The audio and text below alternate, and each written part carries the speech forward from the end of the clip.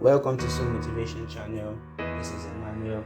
Please, if you've not subscribed, please subscribe to the channel, like our videos, comment on it, share it, and put on the post notification icon button. Well, we're going to be talking about how your past sins affect your relationship with God. In the process of talking about this topic, we'll be looking into sin, where sin originated from, and we'll be looking at the whole salvation, what salvation entails. I'm looking at the fact that there are some people that claim that after salvation, your salvation covers your past sins, your future sins, and your present sins. What sin? So let's take a look at Romans 3 verse 23, and it says, "For all have sinned and come short of the glory of God." Let's take a look at 1 John 3 verse 4. It says, "Everyone who sins breaks God's law, because sin is the same as breaking God's law."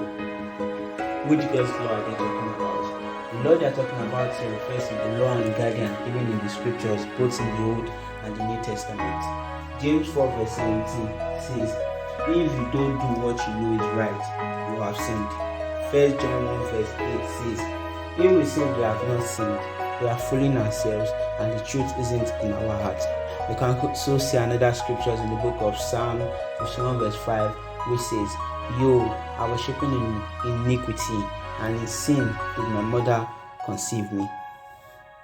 So we've looked at about 5 Bible passages, and from these Bible passages we can see that sin is 1, the breaking of God's law; 2, not doing what we know is right. What do I mean? When you do things which you know is not right, meaning you are doing the wrong thing that you're not meant to be doing, and this can be likened to what we call disobedience. So the question is now, do we know what we're meant to do that is right?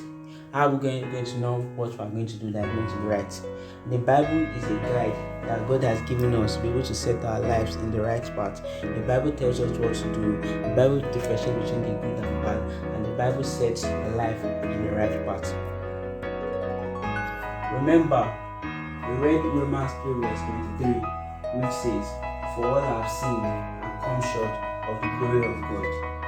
If you look at that, we've come short of the glory of God. So that means sin can represent a fall from the high original status of mankind, which means it's a fall from the glory that God used to create mankind at the beginning, before the fall of man. Let's also take a look at Romans 5 verse 12, which says, "Wherefore, as by one man sin entered into the world, and death by sin, and so death passed upon all men, for that all have sinned."